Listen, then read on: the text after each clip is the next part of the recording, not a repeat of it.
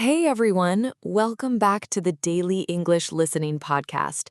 I'm Michelle, and if you're looking to expand your vocabulary or learn new expressions in English, this podcast is perfect for you. And I'm Chris. Michelle, are you ready to talk about something that gives half our listeners cold sweats? I am, actually, because I want to ask you something first. Has this ever happened to you? You understand every single word someone says in English, not one gap, nothing. And then the second it's your turn to answer, your brain just shuts the door. Total silence. Not because you don't know the words, because something else takes over. Your heart starts racing, your palms get sweaty, and the sentence that was so clear 5 seconds ago just disappears. That gap between understanding perfectly and freezing completely, that's what we're digging into today. We're calling this episode Speak English with Confidence, and by the end, you'll have real tools you can actually use. And stick with us until the last few minutes, because we're sharing a tip we've never talked about on this podcast before. So, Michelle, how are you feeling today? Pretty good, actually, though a little tired. I stayed up late finishing a book. The one you've been almost finished with for 3 weeks? Yes, that's the one. Finally closed it last night. Progress. And speaking of finally getting somewhere, a lot of listeners wrote in saying they freeze up in real conversations, even after months of study. And this same kind of moment is what today's episode is about, because so many learners spend months studying grammar and vocabulary and then completely lose it the moment they need to actually speak. It's almost like there are two different skills: understanding English and performing English out loud live with someone watching you. And the second one comes with a kind of pressure the first one just doesn't.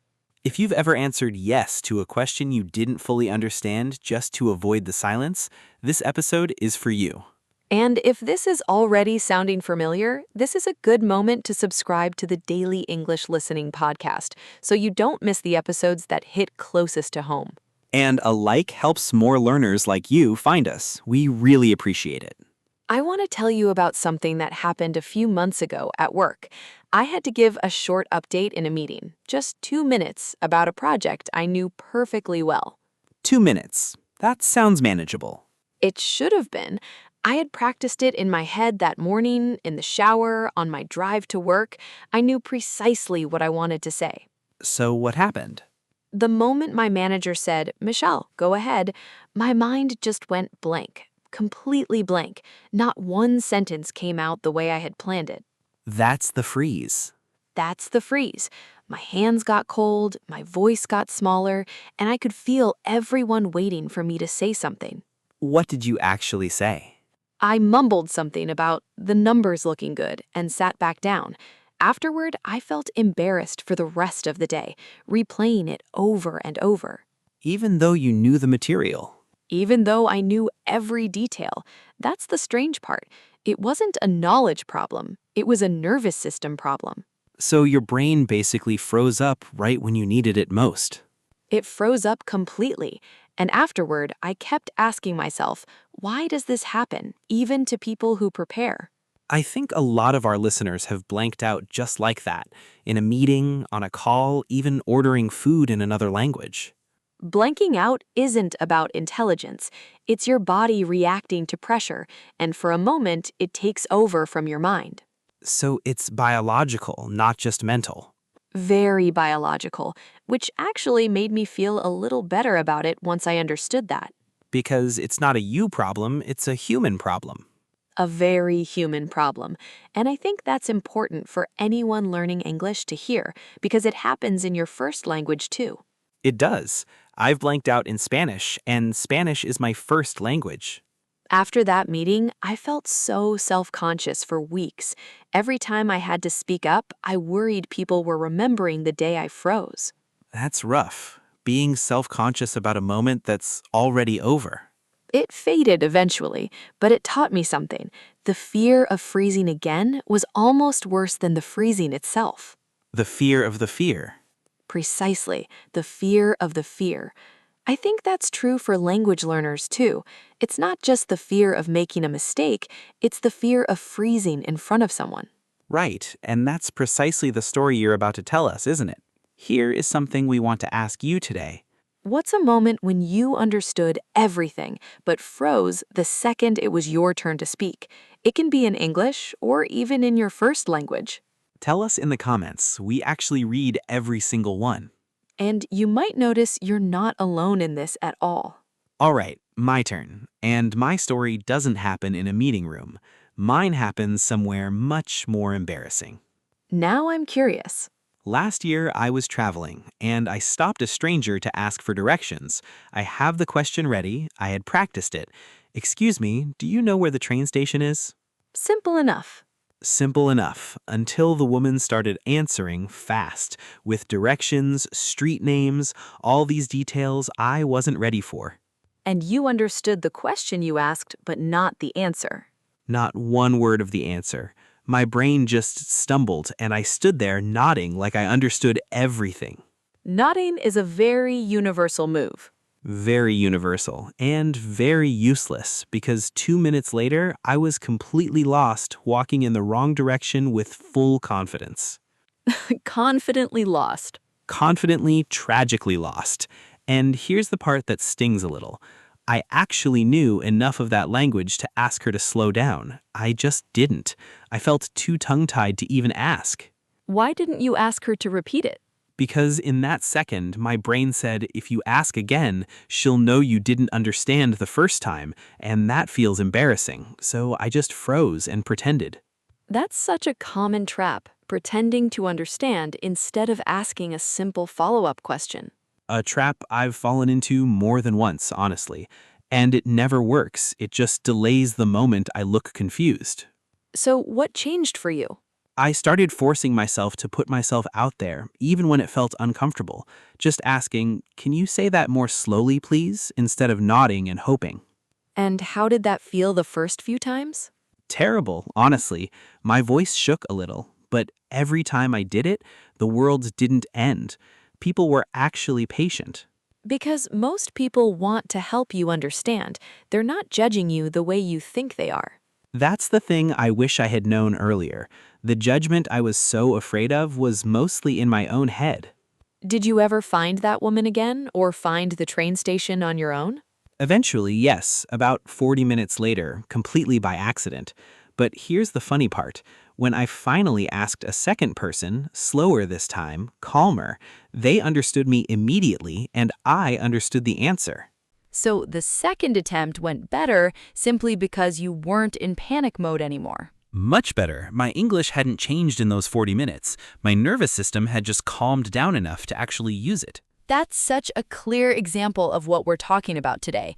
The skill was already there. It just needed the panic to pass first. Which makes me wonder how many I'm just not good at this language moments are actually just I was too nervous in that specific moments. Probably a lot more than people realize. Anyway, that's my confidently lost story for the day. So between your story and mine, we've got two different situations, a meeting and a street corner, but the same reaction. The freeze. The freeze. So let's talk about why this actually happens, because I think understanding it takes away some of its power. I like that idea. Knowledge as armor. Sort of. So when you feel pressure to speak, especially in a second language, your brain treats it a little like a threat, not a physical danger, but a social one. Like public speaking is somehow dangerous. To your nervous system, it can feel that way. Being watched, being judged, possibly making a mistake in front of others, that activates a similar stress response to actual danger. So my body reacts to a conversation the same way it might react to, I don't know, a bear. A smaller bear, but yes, a similar system. Heart rate goes up, your thinking narrows, and the vocabulary you actually know gets harder to reach. That explains so much, because in the moment, it's not that I don't know the word. It's like the word is there, but the door is locked. That's a great way to put it. The information isn't gone, it's just temporarily hard to access because your brain is busy managing stress instead of managing language. So the first step is realizing this isn't really an English problem. It's a stress problem that happens to show up while you're speaking English. And that's actually good news because stress responses can be trained. How so? A few ways. One is breathing. Actually slowing your breath before you speak calms your nervous system enough to think more clearly. I've noticed that. When I take one slow breath before answering, I stumble less. That's precisely what's happening physically. You're giving your brain a signal that you're safe, not in danger. What's another way? Lowering the pressure you put on yourself. A lot of learners think they need to answer perfectly, immediately, with no pauses. But real conversation isn't like that even for native speakers. Native speakers pause all the time. Constantly. They say, they restart sentences, they take a second to think. Nobody notices because it's normal. But when a learner pauses, they assume everyone's judging them. Right, and that assumption adds pressure that wasn't there to begin with. If you allow yourself a pause the way a native speaker would, you take away a lot of that fear. So one idea is pauses are normal, not proof that you're struggling. Precisely. And another idea is shifting your focus from how do I sound to what am I actually trying to say? Because when I was lost on that street corner, I was so focused on not sounding stupid that I forgot the actual goal, which was just getting directions. That's such a common shift in focus. The goal becomes protecting your image instead of communicating your message. And protecting your image is hard to do while also speaking freely. It really is. The two pull against each other. So the more you can focus on your message and let go of how you sound, the calmer you'll actually feel. That feels almost backwards, like caring less helps you do better. Caring less about the performance, caring more about the connection. That's the shift. There's one more thing I've noticed helps, and it's a little unexpected. Low-stakes practice. What do you mean by low stakes? Practicing in situations where a mistake genuinely doesn't matter. Talking to a cashier, chatting with a delivery driver, even talking to yourself in the car. Because those moments have almost no pressure attached to them. Right, nobody's grading you at the grocery store, and the more you speak in those small, safe moments, the more your brain learns that speaking English doesn't automatically mean danger. You're basically retraining your nervous system one low-stakes conversation at a time. That's a good way to put it. It's like practicing walking on a flat road before you attempt a steep hill. And once your brain has enough evidence that speaking usually goes fine, the fear response gets a little quieter each time. It never disappears completely, at least not for me, but it does get smaller and easier to manage. Smaller and easier to manage is a very realistic goal, and honestly a healthier one than never feel nervous again. So let's make this practical. If someone asks you a question in English and your mind goes blank for a second, what can you actually say? You can buy yourself time, honestly. Something like, "That's a good question. Let me think for a second." I like that one. It sounds natural, not nervous. It is natural. Native speakers say it constantly. Or you can say, "Give me a moment. I want to answer that properly." What if you completely lose the thread and you're not even sure what you were trying to say? Then you can simply say, "Sorry, I lost my thought for a second. Can you say that again?" That's completely acceptable. And if you understand the question, but you're not sure you understood a specific word? "Sorry, what does that word mean?" Or "Could you explain that a different way?" Both very normal, very confident sentences. I wish I had used one of those on that street corner instead of nodding. We all have our nodding stories. What about when you actually freeze completely, like you're meeting? In that case, a short pause and a simple sentence works better than trying to force out something complicated. Something like, "Let me start again," or "Let me organize my thought for a second." So instead of panicking silently, you say something, even a small thing, to hold your place in the conversation. Yes, a small sentence like that keeps you in the conversation instead of disappearing from it. I think that's the key difference. Silence feels like disappearing.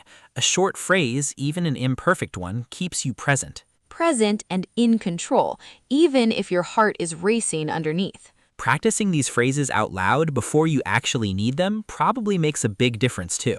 A huge difference. If your mouth already knows the shape of the sentence, your brain doesn't have to build it from zero in a stressful moment. A phrase becomes like a life raft. I love that image.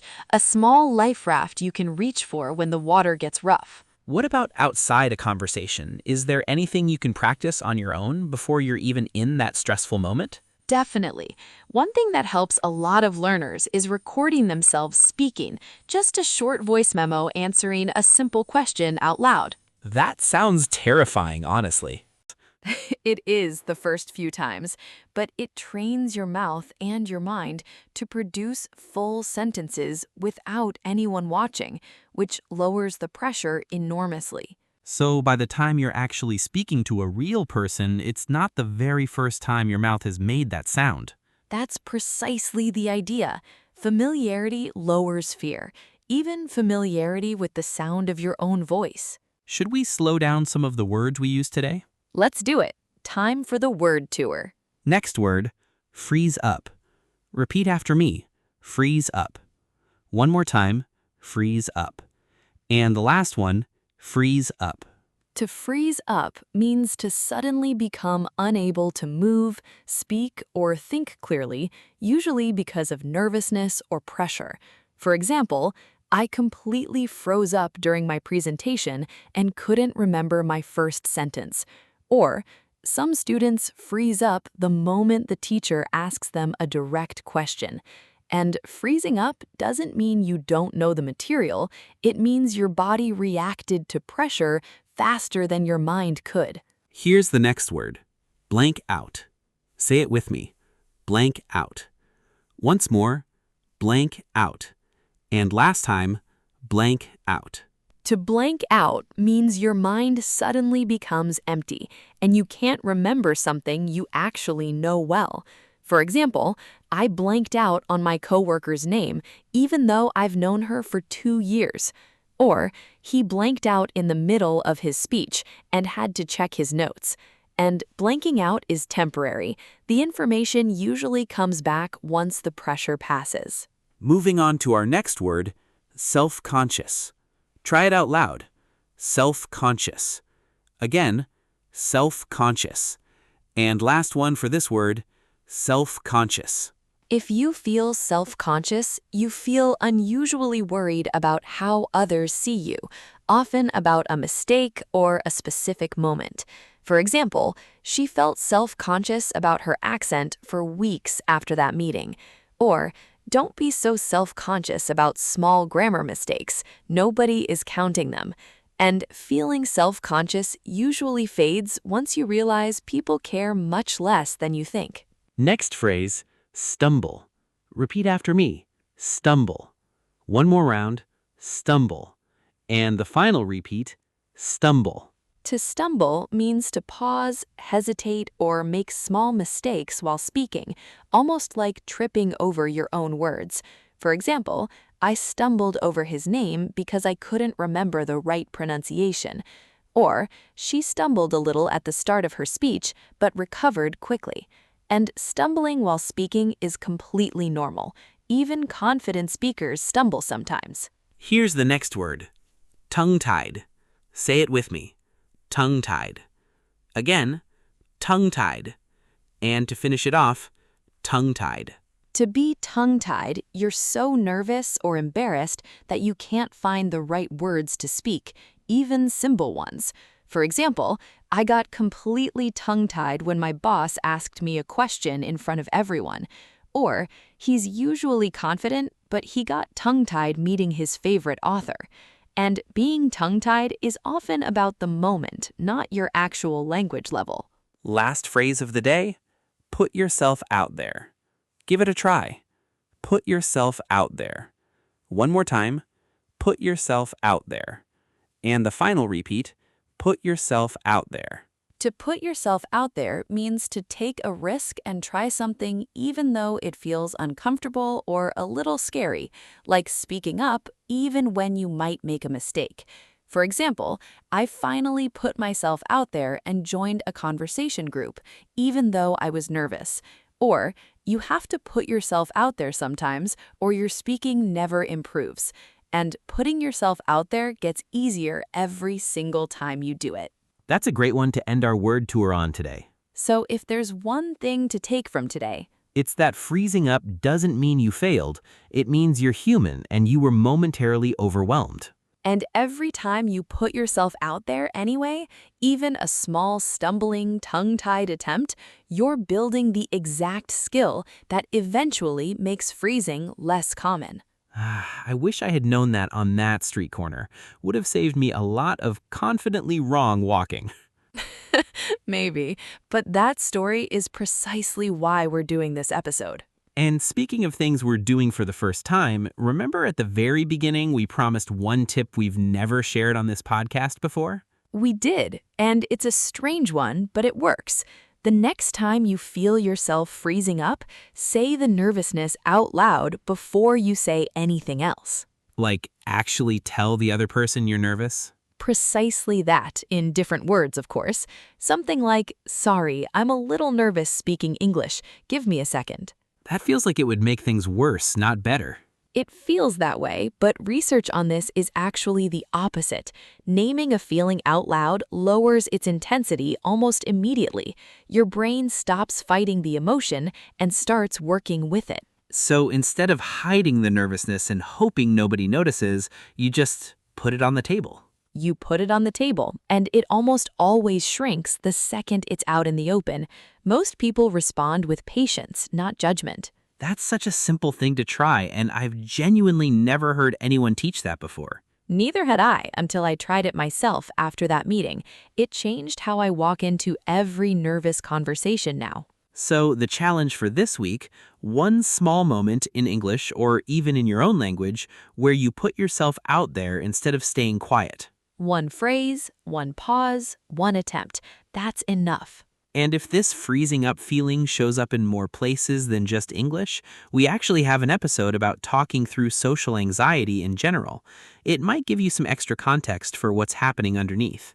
That sounds like a good next step for a lot of us. You don't need to feel ready. You just need to begin. This is Michelle. And this is Chris. Take care of your English. And take care of your heart. Bye, everyone. Bye.